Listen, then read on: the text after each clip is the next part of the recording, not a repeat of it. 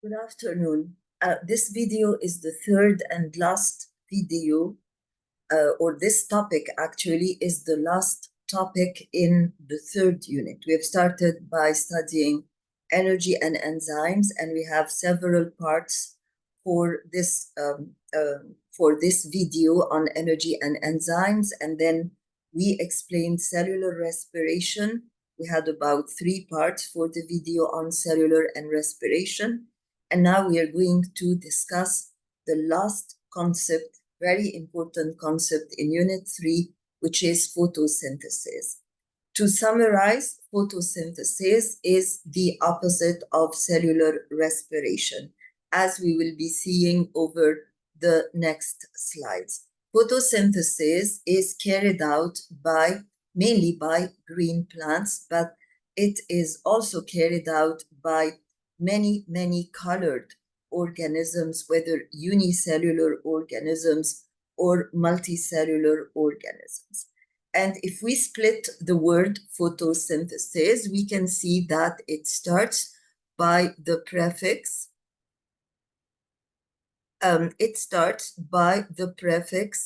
Photo, which means light, and then we have the word synthesis, which means manufacturing. So actually it is the process by which photosynthetic organisms are capable of making complex food material from very simple inorganic material in the presence of light energy.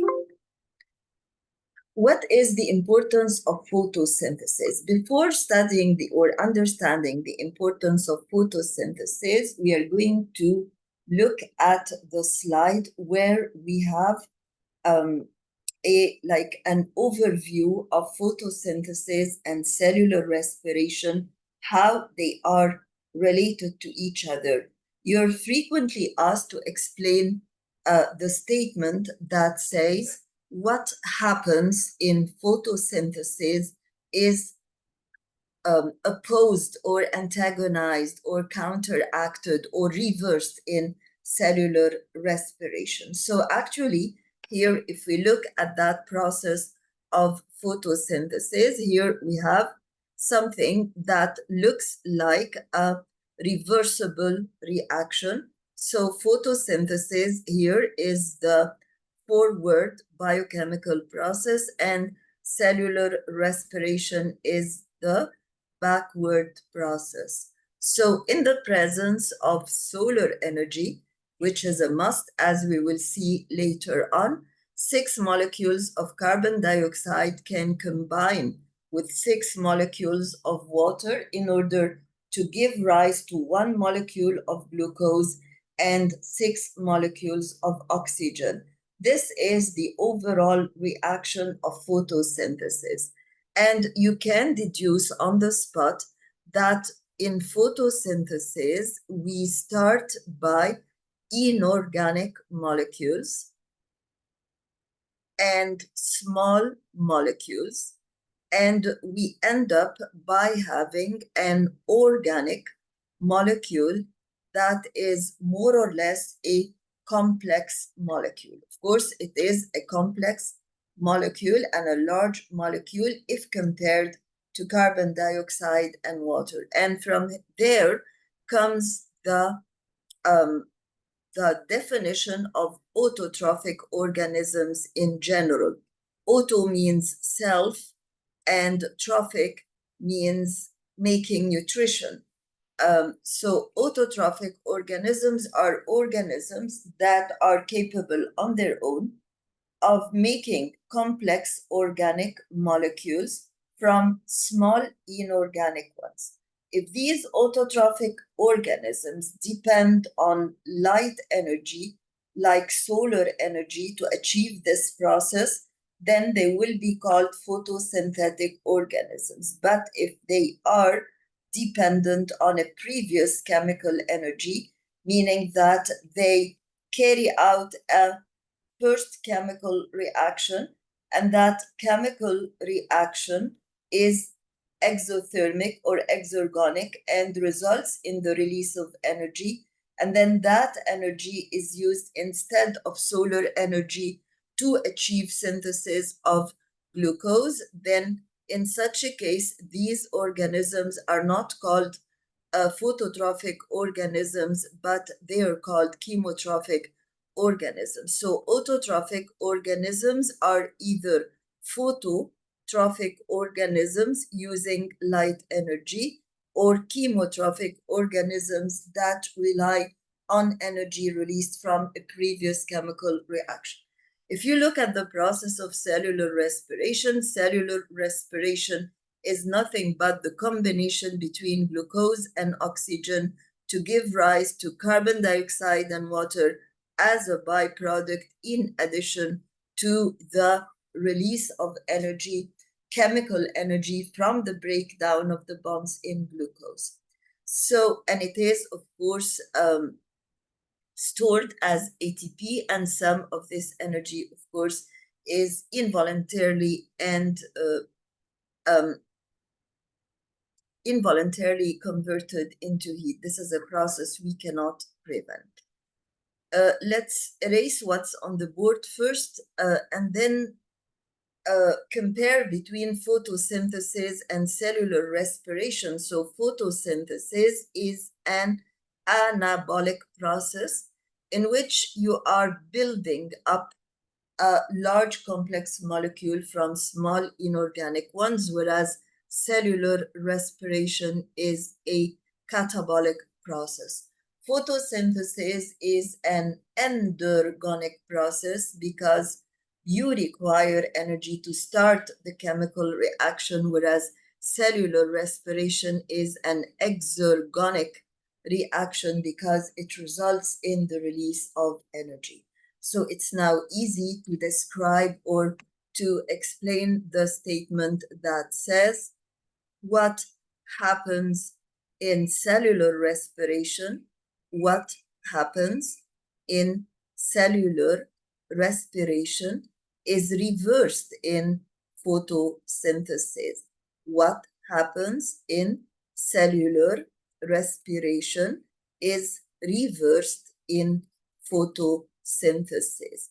We can also say that the reaction between, or the relationship, I don't know whether we have the diagram or not, but there is a diagram that represents a cyclic relationship between cellular respiration and photosynthesis. So this is question number 1, but there is question number 2 that asks you to prove that the relationship between photosynthesis and cellular respiration is a cyclical relationship. So you can use this equation like 6 carbon dioxide plus 6 molecules of water in the presence of light energy from the sun in order to make 1 molecule of glucose, C6H12O6 plus 6 oxygen, and then this molecule of glucose plus 6 oxygen can give rise to 6 carbon dioxide and 6 molecules of water and release energy that will be stored in the form of ATP. So in photosynthesis, we can say that the light energy is converted to chemical energy that is called chemical bond energy, because this light energy will be converted into energy that is stored in the bonds. So it is a kind of chemical energy. And that's why, first of all, photosynthesis is an example of energy conversion. From statement A, we can deduce that this is an example of energy conversion, because this is how you're asked in AP biology about the different concepts. So you might be asked to explain how this is an example of energy conversion, or why it is an example of chemical of energy conversion. So this is concerning letter A. In letter B, we say that carbon in carbon dioxide is fixed into organic compounds. If you look again at the equation, you can see that we have here an inorganic carbon compound, which is carbon dioxide, that is in the gaseous form, and then carbon dioxide has been reduced. And this, why reduced? Because if you compare the atoms present in, or the elements present in carbon dioxide, you will find carbon and oxygen. But in glucose, you will find carbon, oxygen, and hydrogen. So what you have extra that is not present in carbon dioxide is hydrogen.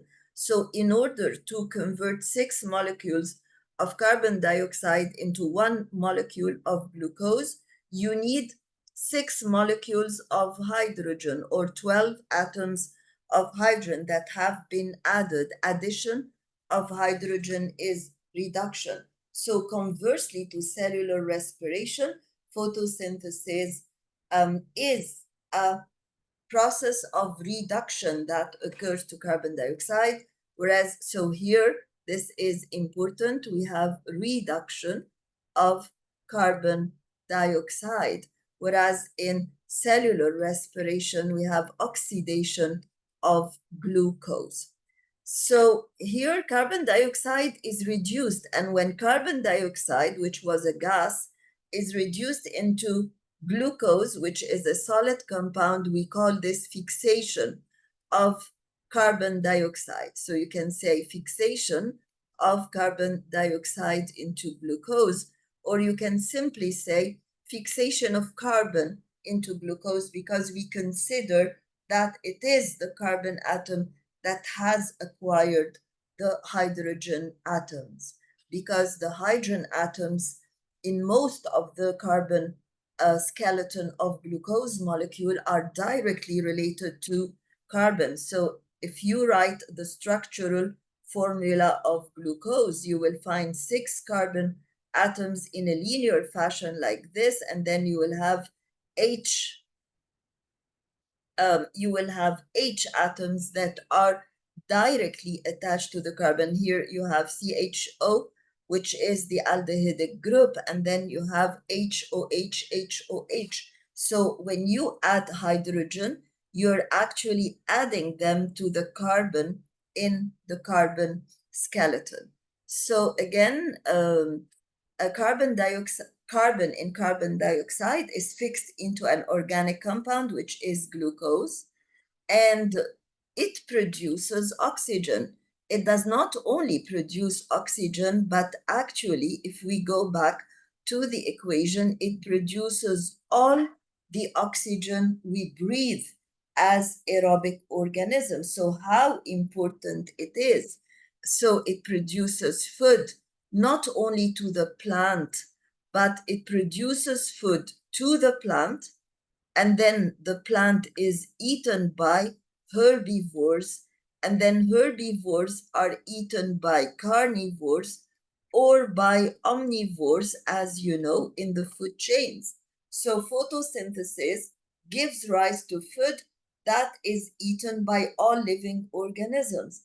It's whether directly, like in case of a plant, or indirectly, but it also gives us oxygen. So it helps us to eat, it helps us to breathe, it helps us to get the energy necessary for life. So through giving us food,